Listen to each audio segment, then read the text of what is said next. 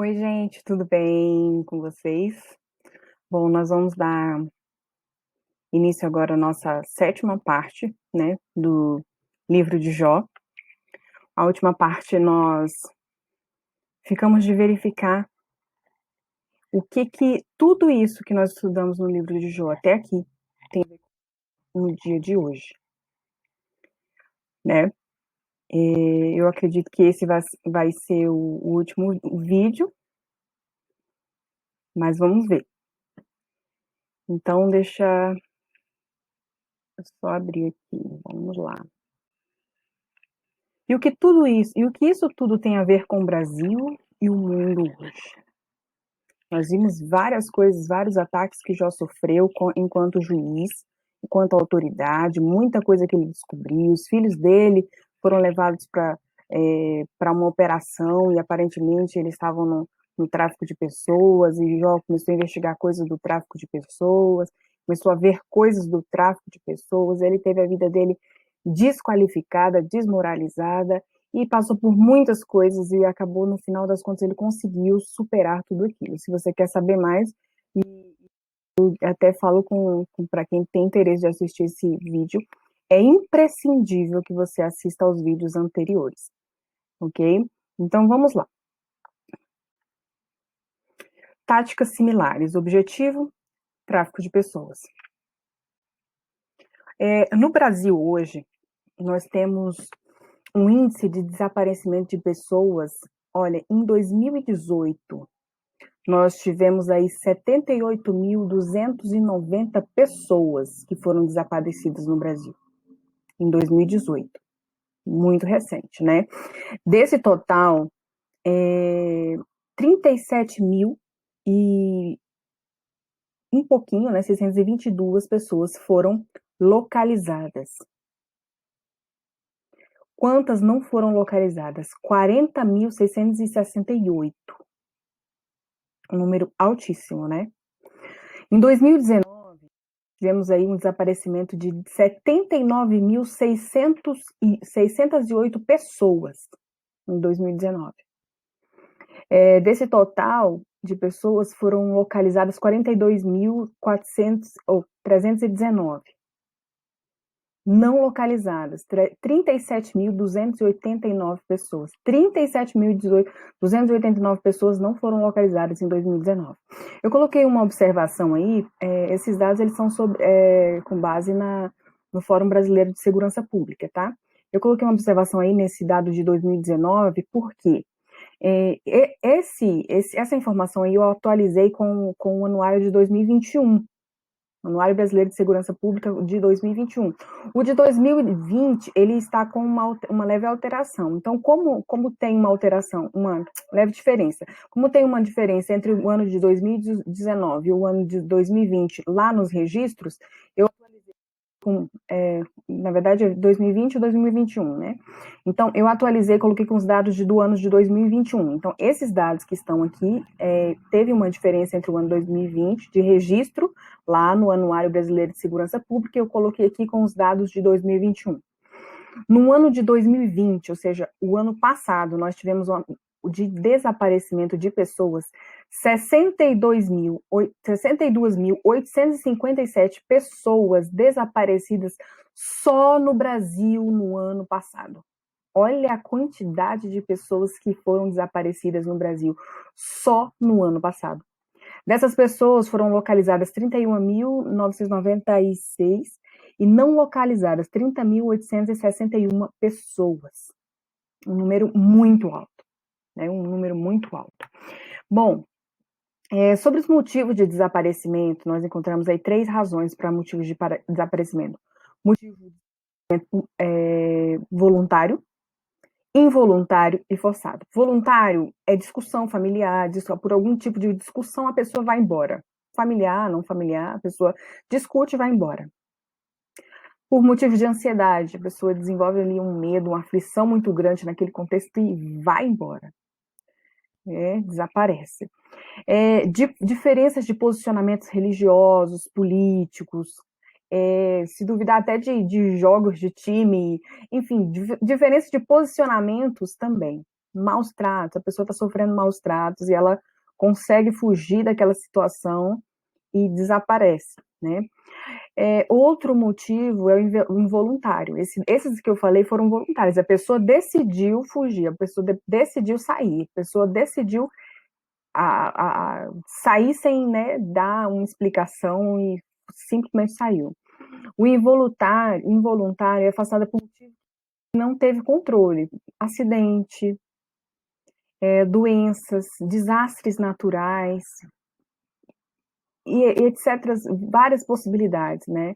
Eu lembro de um caso de uma professora que a irmã dela teve que fazer um tratamento de saúde, a família não tinha condições de estar presente, e era uma situação muito, muito complicada, e assim, a irmã não, a tia, e aí a pessoa ficou meses distante da família, quase que ninguém dava mais por pessoa da família. Uma situação dessa, uma pessoa pode acabar simplesmente, né, se separando da família.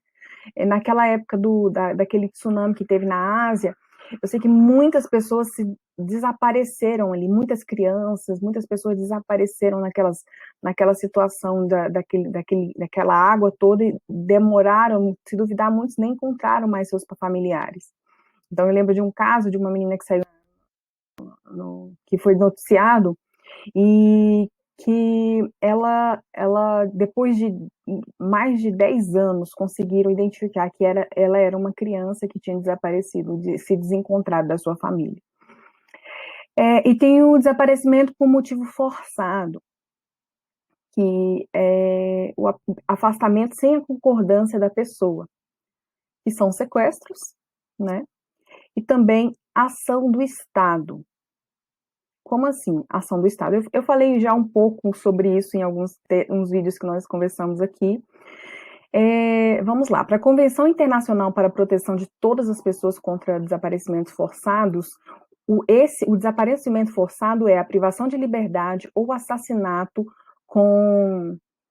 cometida por agentes do Estado. Tá? Esse aqui é considerado desaparecimento forçado para a Convenção Internacional de todas as pessoas com contra desaparecimentos forçados. Agora, para o Programa de Localização e Identificação de Desaparecimentos, que é nacional, desaparecimentos provocados de forma criminosa, tanto por agentes do Estado, como policiais, por exemplo, quanto por civis. Tá? Então, aqui nós colocamos como desaparecimento forçado, tanto por agentes do Estado, como militares, policiais, quanto por civis. Então, é isso, o que nós colocaríamos aqui como desaparecimento, a quantidade de pessoas desaparecidas. As táticas, eu trazendo aqui algumas coisas do livro de Jó para o nosso contexto, né? O meu espírito se vai consumindo, os meus dias se vão apagando, e só tenho perante a mim a sepultura. Porque agora jazia e repousaria, dormiria, estaria como as crianças que nunca viram a luz, encheria como um aborto oculto. O que tudo isso? Ele não colocou essas palavras ali como implicância, nem com defesa de suas próprias... Eram coisas que ele estava vendo naquela situação. Muitas dessas coisas eu não tenho respostas ainda, mas estava escrito.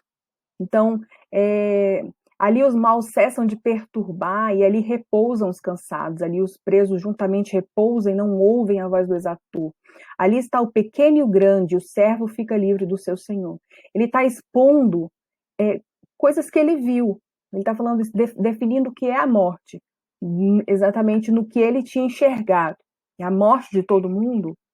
Provavelmente não, mas ele estava falando exatamente de algumas pessoas especificamente. Escravidão, dessa simulação de morte, né? De morte, e para fazer de conta que a pessoa faleceu, e aí cometem um desaparecimento forçado. Então, escravidão. Porque se dá a luz ao miserável, vida aos amargurados de ânimo, que esperam a morte e ela não vem. e cavam em procura dela mais do que de tesouros ocultos que de alegria saltam e exultam achando a sepultura. Ele está revelando que essas pessoas... Eu coloquei outros trechos aí para quem tiver interesse em ler um pouco mais sobre esse, por exemplo, sobre escravidão aqui, né? Então, coloquei outros trechos do livro de Jó que falam sobre isso. Então, o que ele está falando? São pessoas que ele provavelmente presenciou, entendeu, pessoas que cavam, ele fala de tesouros escondidos, eles estão lá, provavelmente, eles são vítimas de tráfico, pessoas que trabalham, que são obrigadas a procurar tesouros escondidos, e eles pedem pela morte, eles querem morrer, eles exultam achando quando descobrem, digamos, descobrem que vão morrer, né? Então, são pessoas que estão numa situação tão difícil, muitas vezes, que pedem, né, para morrer. E o que mais? O meu espírito se vai consumindo, os meus dias se vão apagando, e só tenho perante a minha sepultura. Os meus dias passam e malogram-se os meus propósitos, as aspirações do meu coração. Trocam a noite em dia, a luz está perto do fim por causa das trevas. Os sonhos dele, ele está expondo, os meus sonhos foram, né? A luz está acabando, está apagando. Se eu olhar para a sepultura como a minha casa, o que seria? Se nas trevas estender a minha cama, ou seja, simulasse a morte dele, né? Como é feito muito, em várias situações que ele expôs aqui, e ele vai falando várias coisas, né? Ela descerá até os ferrolhos do Sheol, quando juntamente no pó teremos descanso. Ele vai expondo coisas que dizem exatamente o que eu estou expondo, nesse sentido de simular a morte de alguém, de levar pessoas para o tráfico de pessoas estarem aprisionadas, e provavelmente em cavernas, né? Em cavernas embaixo, abaixo a terra ela é formada de camadas. Li muito pouco sobre isso na época da minha adolescência, em uma revista, e assim... então, isso são coisas que acontecem e a gente não sabe o que se passa. Então, ele está expondo isso tudo que ele está colocando aqui, são coisas que mostram tudo isso que eu tenho trazido para vocês aqui. Como eles trabalham? Ele fala aqui de ribeiros, fala no contexto dele, as pessoas vinham pelo deserto, as caravanas vinham pelo deserto, atrás de água, todo mundo com sede, os animais com sede, as pessoas com sede, chegava lá nos ribeiros, eram ribeiros perenes, ribeiros que secam, que são, desse contexto especificamente, eram ribeiros que vinham de neve, então a neve derretia, corria por algum lugar no deserto, e depois que a neve derretia, a água secava, ou seja, é como se fosse um rio perene, um rio que ele só funciona durante épocas do ano. Então, aquelas caravanas vinham para ali e chegavam lá, elas se perdiam, elas não encontravam água, ficavam, né, porque no meio do deserto é desesperador. Então, eles entravam para o meio do deserto, se confundiam, e aí acabavam se perdendo no meio do deserto, sendo vítimas ali, presas fáceis, né, no meio de um deserto. Assim, o que seria similar hoje? A quantidade de pessoas que usam aí GPS, que usam localizador e de repente sai e vai para parar num lugar altamente criminoso, perigoso. Quantas vezes a gente erra o caminho, né? Já aconteceu comigo várias vezes. Uma vez eu estava usando estava seguindo pelo celular um mapa, e eu me deparei numa rodovia aqui no Nordeste, acho que foi no Nordeste do Brasil, não lembro exatamente, acho que foi no Nordeste. Eu me deparei numa rodovia, numa via, na verdade, numa via que aparentemente ia até o começo de uma ponte, mas não tinha a ponte. Não é que a ponte caiu, não é que foi quebrada, não existia a ponte não estava construída.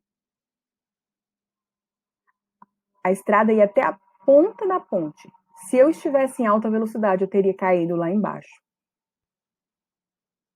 É coisa similar a essa aqui. Por que uma ponte ali no meio de um asfalto, tudo asfaltado, e essa situação?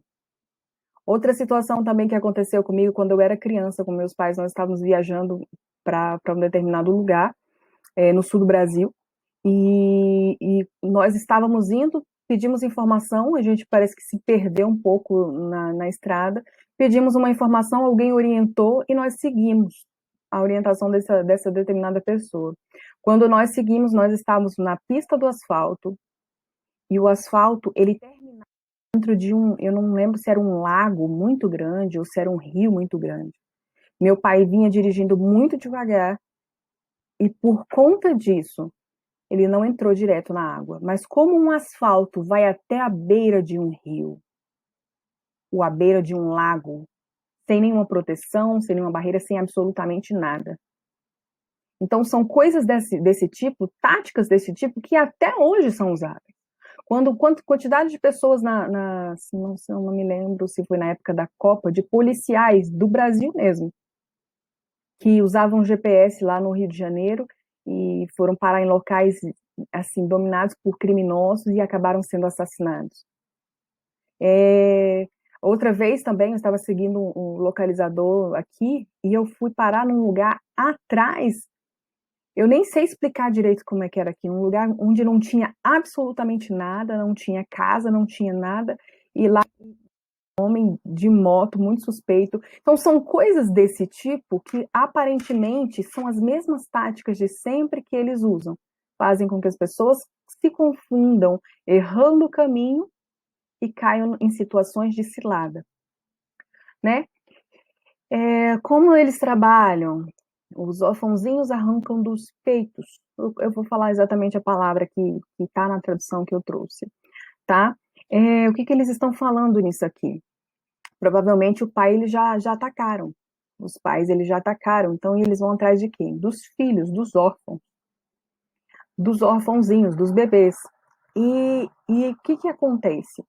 Eu não quero aqui entrar no mérito do que é exposto na mídia, de guerras e de pessoas que falam: Isabel, o meu corpo, eu que faço, isso aí é coisa sua. Agora eu vou expor um posicionamento que eu cheguei a partir do que eu li. Que não estaria escrito, por que estaria escrito que arrancariam só bastaria dizer que o órfãozinho estava mamando e retiraram ou então estava se alimentando. Não, mas o autor fez questão de escrever que os órfãozinhos arrancam dos peitos. Ou seja, provavelmente ele estava falando de mulheres que, na hora de se amamentar, expunha os seios. Aquilo para eles provavelmente era uma informação de que aquela mulher nós vamos atacar. Então, e tomam o penhor do pobre, ou seja, atacam as pessoas que não têm condições financeiras, fazem com que os nus vão sem roupa. Se fossem mulheres, nós falaríamos nuas. Eu tenho certeza que a Bíblia registraria se estivéssemos falando de mulheres. E quando nós falamos de roupas, os homens sempre tendem a lançar: é porque as mulheres andam mal vestidas, é porque as mulheres andam com roupa decotada, é porque as mulheres... Mas nós não estamos falando de mulheres, nós estamos falando dos nus. No mínimo, tem homem no meio. Então, o que seria isso? É aquela falta de cuidado que muitas vezes nós temos, né? Nós temos aqui, falamos aqui, teve outras circunstâncias, assim, eu vou trazer, acho que foi o único texto, assim, que me assemelhou muito, um texto bíblico que fala sobre isso, foi numa situação em que Pedro estava nu, pescando nu. O que Pedro estava fazendo pescando nu? Não dava para estar vestido? São circunstâncias como essas que eu estou expondo, que uma falta de cuidado, e ele está falando aqui que os nus, eles atacam os nus. Eles atacam os famintos, pessoas que estão passando fome. E o que Jó está falando, né? Do que agora me veem, não me verão mais. Aqueles que descem à sepultura nunca mais tornará a subir. Ele está expondo essa situação de simulação, né? Essa situação de simulação de morte da pessoa. E com pena de ferro e com chumbo para sempre fossem esculpidas na rocha.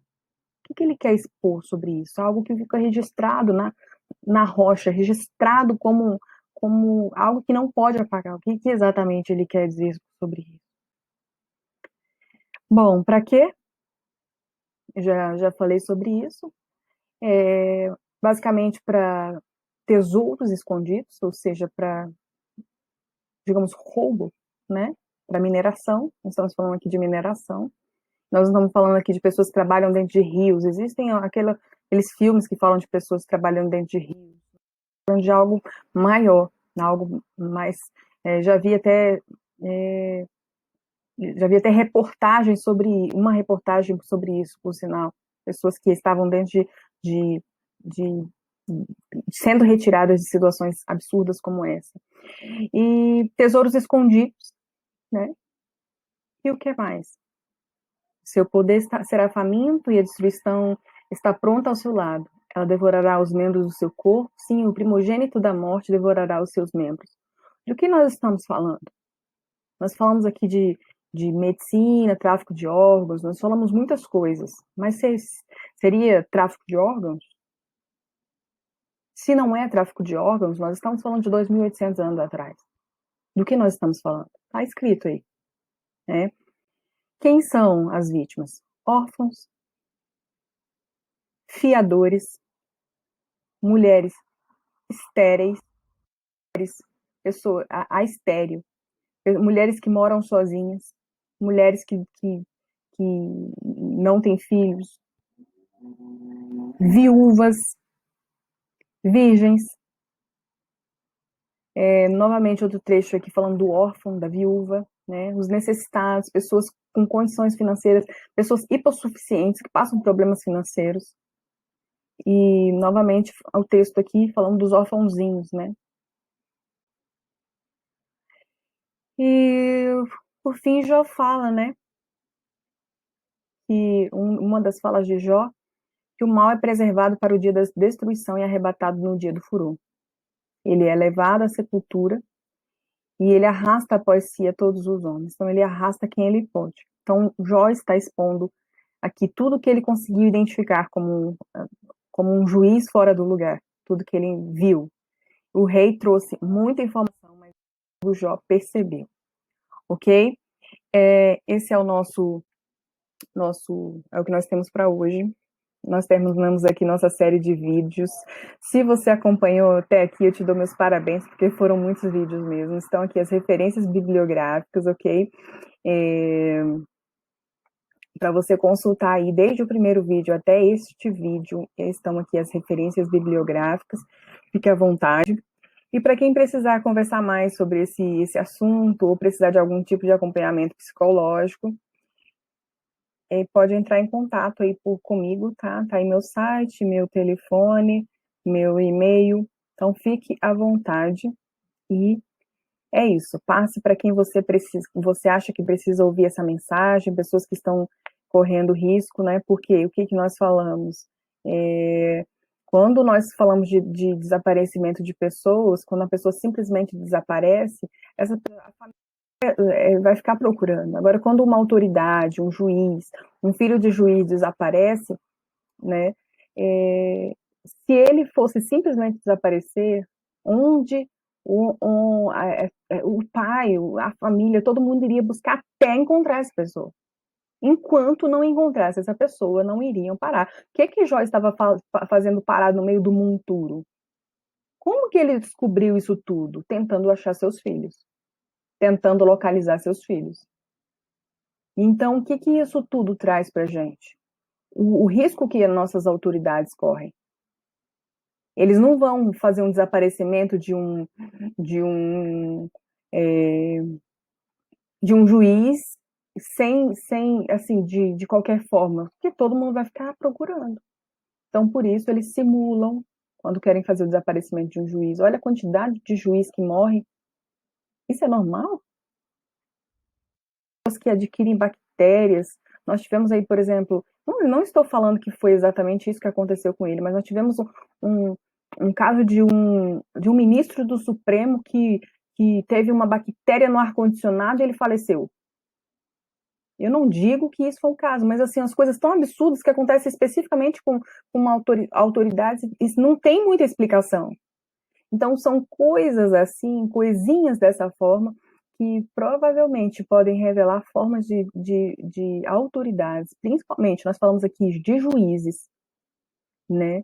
Principalmente de juízes, assim, especificamente fala de vários tipos de cargo, vários tipos de pessoas, homem, mulher, criança, tudo. Mas se você for notar do começo ao fim, nós estamos falando mais dos homens. Tem um livro na Bíblia que fala mais sobre as mulheres, tráfico de mulheres. Esse fala mais sobre as autoridades e sobre os homens. E também sobre a nossa responsabilidade de mulheres. As filhas de Jó têm uma responsabilidade muito importante na vida do pai delas e dos irmãos delas. Então, assim, isso tudo que nós falamos até aqui, que a gente expôs, são assuntos muito sérios que precisam ir adiante. Eu estava cobrando para falar sobre esse assunto, eu queria cobrar caro, porque é muito, muito conhecimento, é muito trabalhoso, mas eu vi que a seriedade do assunto precisa ser repassada para frente. Então não pare com você, passa para frente, porque pessoas precisam tomar conhecimento sobre esse assunto. A responsabilidade não é só minha, é nossa. Nós estamos falando de tráfico de pessoas, tráfico de autoridades. E lembra das profissões invisíveis?